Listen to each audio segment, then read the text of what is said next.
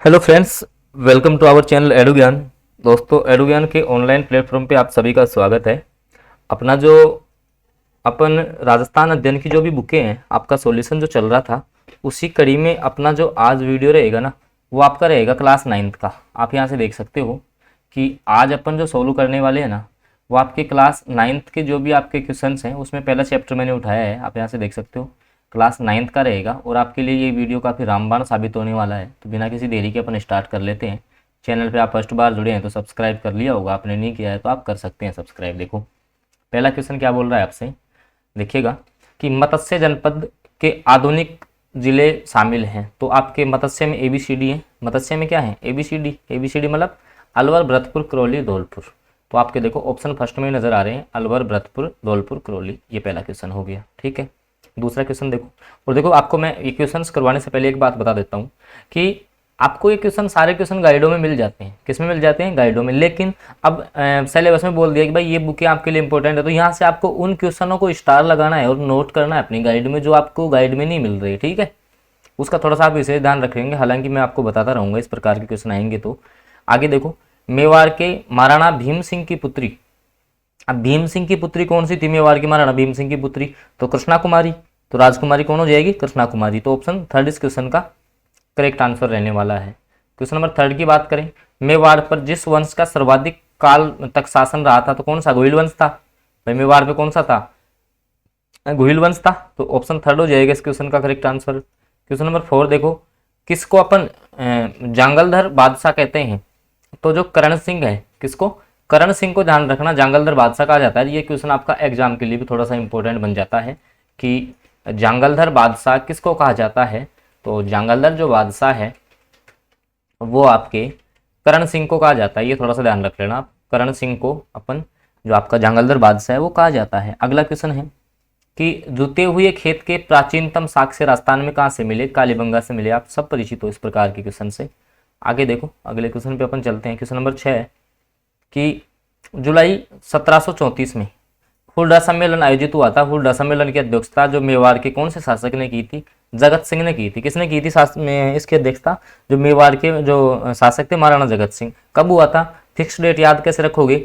17/7/34 ऐसे याद रखो। 17/7/1734, 17/7/1734, 17 जुलाई 1734 को। डेट अगर आपको नहीं दिए तो ये डेट भी आप याद कर सकते हो। 17 जुलाई 1734 को हुआ था ये, ठीक है। 17/7/34 ऐसे याद रख लेंगे इसको, ठीक है। अगला क्वेश्चन देखो, क्वेश्चन नंबर 7 की बात कर लेते हैं आपसे। तराइन का प्रथम युद्ध का परिणाम क्या रहा था? भाई तराइन के दो युद्ध हुए थे। एक तो पहला हुआ था 1191 में, दूसरा आपका हुआ था 1192 में। पहले में तो क्या है कि ये देखो युद्ध हुआ था आपके पृथ्वीराज चौहान तृतीय और आपके मोहम्मद गोरी के बीच में। तो पहला जो युद्ध था वो तो पृथ्वीराज ने जीता था, जबकि दूसरा आपके मोहम्मद गोरी ने जीता था। तो फर्स्ट जो था उसमें पृथ्वीराज चौहान की क्या हुई थी? विजय हुई थी। आप परिचित हैं इस प्रकार के क्वेश्चन से भी। आगे देखो, हाँ, डीग जो आपका भरतपुर में है, कहाँ पर है डीग? आपका भरतपुर में, जिसको जल महलों की नगरी बोलते हैं। क्या बोलते हैं? जल महलों की नगरी बोलते हैं। तो डीग के जो जल महल हैं उनका निर्माण करवाया था बदन सिंह ने। किसने करवाया था? बदन सिंह ने करवाया था। तो याद रखना आपको, डीग के महल कहाँ पे है, किसने निर्माण करवाया था। और यहाँ पे एक जलाशय है जिसका नाम है विमल कुंड। ये भी आपको पता होना चाहिए, ठीक है कि जलाशय क्या? विमल कुंड। ध्यान रख लेंगे आप यहाँ से। अगला क्वेश्चन देखो, क्वेश्चन नंबर 9 की बात करते हैं अपन। कीर्ति स्तंभ, जो विजय स्तंभ वो किसने बनवाया था? Easy question, Maharana Kumbha. अगला क्वेश्चन देखना, काफी अच्छा क्वेश्चन है अगला, कि अकबर ने जयपुर के किस शासक को फरजंद, फरजंद का मतलब क्या होता है? बेटा। फरजंद का मतलब क्या होता है? बेटा। तो जयपुर का कौन सा शासक था? क्योंकि जयपुर का आपको पता है कि कछुआ वंश था यहाँ पे। तो ऐसा कौन सा शासक था जिसने अकबर ने है उसको फरजंद की, बेटे की उपाधि दी थी और 7,000 का मनसब प्रदान किया था? तो मानसिंह हो जाएंगे। कौन? मानसिंह। और अकबर के नवरत्नों में से भी एक थे। आगे देखो, 18 जून 1557 को कौन सा युद्ध हुआ था? तो हल्दी घाटी का युद्ध हुआ था, ठीक है। महाराणा प्रताप और किसके बीच में? आपको अकबर के बीच में। आगे देखो, क्वेश्चन नंबर 12 है, पृथ्वीराज विजय, पृथ्वीराज विजय के तो रचयिता है जयानक, और जबकि क्वेश्चन आ जाए पृथ्वीराज रासो, कंफ्यूज नहीं होना है, ये सेम सिमिलर है। पृथ्वीराज रासो आ जाएगा तो चंद्रबरदाई होगा। तो क्या हो जाएगा? चंद्रबरदाई होगा। जबकि पृथ्वीराज जो विजय है उसके रचयिता आपके कौन हो जाएंगे? जयानक हो जाएंगे। और दोस्तों क्वेश्चंस पसंद आ रहे हैं ना, तो वीडियो को लाइक जरूर कर दो, और चैनल पे पहली बार जुड़े हो तो आप सब्सक्राइब जरूर कर लोगे, क्योंकि ये क्वेश्चंस आपके लगभग हर एग्जाम के लिए इंपॉर्टेंट है। और आपको अनवरत रूप से जो सारी मैं 6 से लेके देखो 6 से लेके आपकी 12 तक की सारी बुकों के सॉल्यूशन यहाँ करवा रहा हूँ मैं आपको। जैसे मैं अपनी 6, 7th, 8th और 10th की बुक हो चुकी हैं। अगर वो वीडियो नहीं देखे तो प्ले लिस्ट में वीडियो पड़े हैं, देख लेना एक बार जाके। और 9th की बुक अपन ने आज स्टार्ट कर दी है। ये 9th की होने के बाद 11th और 12th की अपन या इसी प्लेटफॉर्म पे करने वाले हैं, तो आप चैनल सब्सक्राइब जरूर कर लेंगे।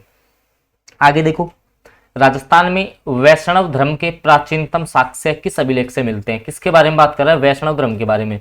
तो आपका गोसुंडी जो अभिलेख है, कौन सा गोसुंडी अभिलेख है, उसमें वैष्णव धर्म के साक्ष्य मिलते हैं। इंपॉर्टेंट क्वेश्चन है, काफी बार एग्जाम में पूछा जा चुका है ये, ठीक है। वैष्णव धर्म के जो साक्ष्य है ना, वो कौन से अभिलेख से प्राप्त होते हैं? तो गोसुंडी अभिलेख से ये प्राप्त होते हैं। अगला क्वेश्चन है, पृथ्वीराज रासो, तो चंद्रप्रदायी मैंने अभी पीछे आपको बताया था, ठीक है।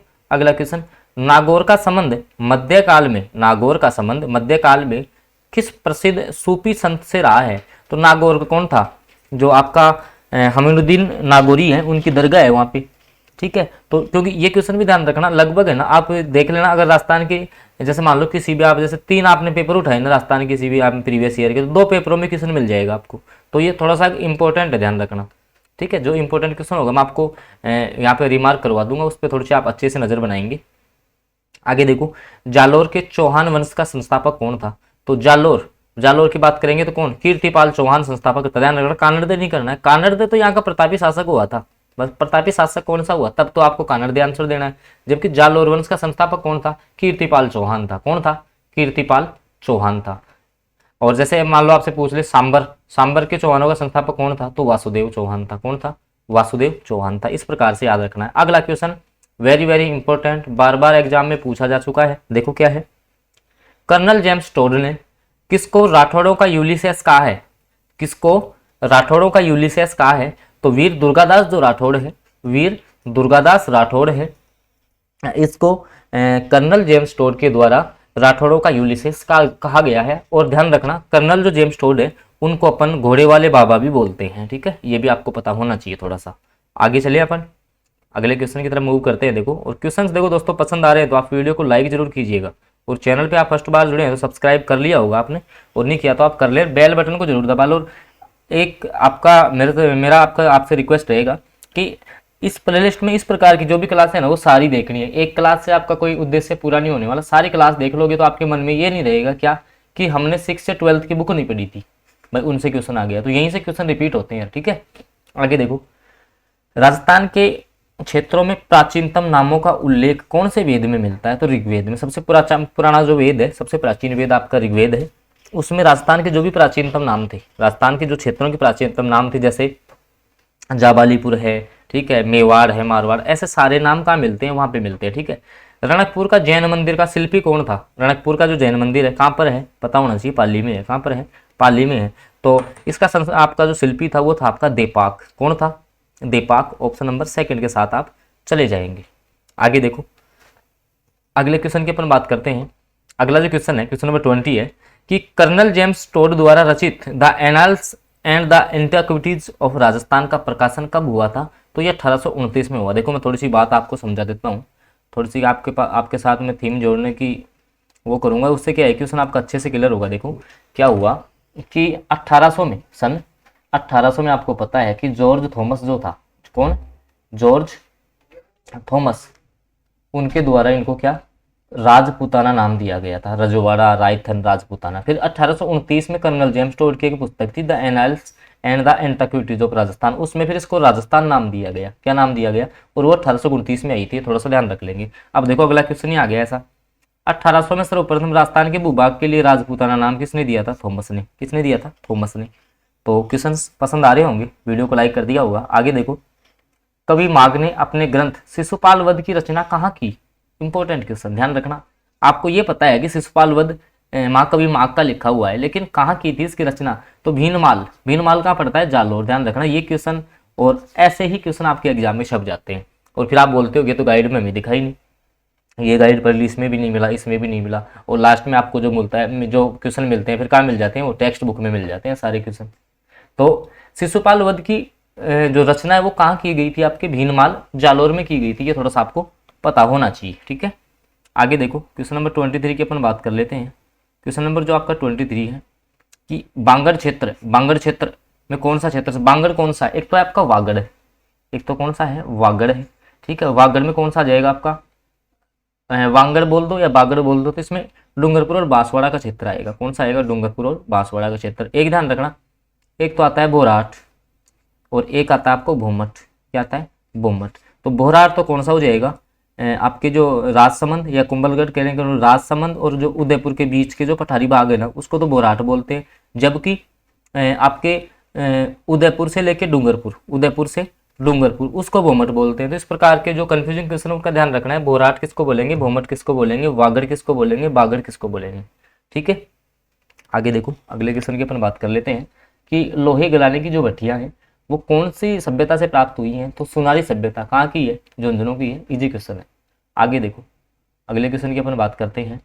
अगला जो क्वेश्चन है वो है, चीनी यात्री हेनसेंग ने कहाँ की यात्रा की थी। तो ये भीनमाल जालोर आए थे। कहाँ आए थे, भीनमाल जालोर आए थे। और ध्यान रखना है किसके काल में आए थे, अगर आपसे पूछ ले तो हर्षवर्धन के काल में ही आए थे भारत में। किसके काल में आए थे, हर्षवर्धन के काल में। ये भी पता होना चाहिए। राजस्थान में कहाँ पे आए थे, तो भीनमाल कहाँ पड़ता है, जालोर में पड़ता है। काफी इंपॉर्टेंट आपके लिए, एग्जाम के लिए ध्यान रखना।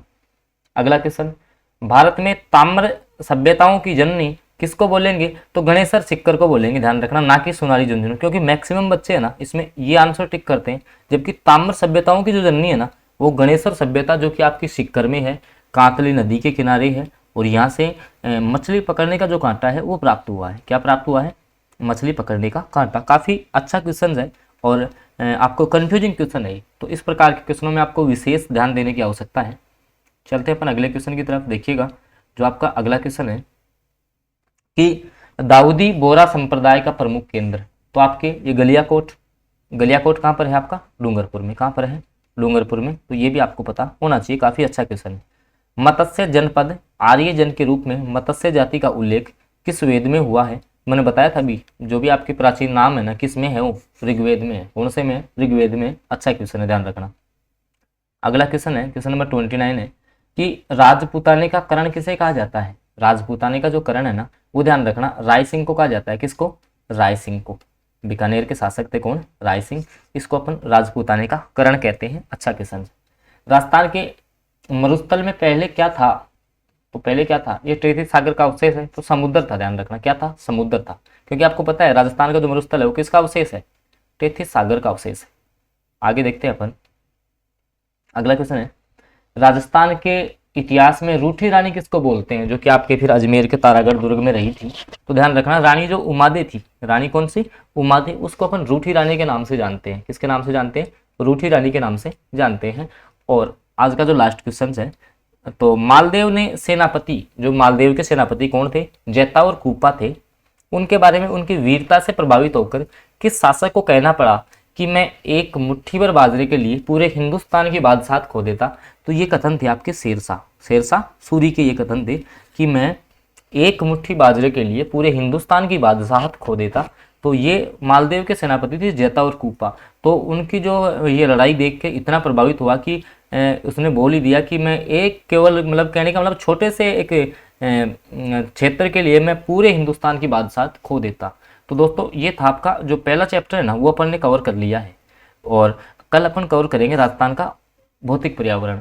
तो वीडियो आपको पसंद आया तो इसको लाइक कीजिएगा। देखो, अगर आपका जो फर्स्ट चैप्टर था काफ़ी 32 क्वेश्चंस मैंने करवा दिए इस चैप्टर के, और टाइम भी आपको कम लगा है। ठीक है, तो इस प्रकार के वीडियो आप लगातार पाना चाहते हो, और एक मेरे कहने से आप जो सारे जो प्लेलिस्ट में वीडियो हैं वो आप जाके जरूर देखोगे। ठीक है, तो आज के वीडियो में अपन इतना ही रखते हैं, बाकी आपसे मिलेंगे कल अगले वीडियो में। ओके, और आपने चैनल सब्सक्राइब नहीं किया है तो आप सब्सक्राइब कर लेंगे, क्योंकि आपके लिए, अगर आप राजस्थान के किसी भी गवर्नमेंट एग्जाम की आप तैयारी कर रहे हो तो आपके लिए one of the best channel आपके लिए साबित होने वाला है। ओके फ्रेंड्स, मिलते हैं अपन कल अगले वीडियो में।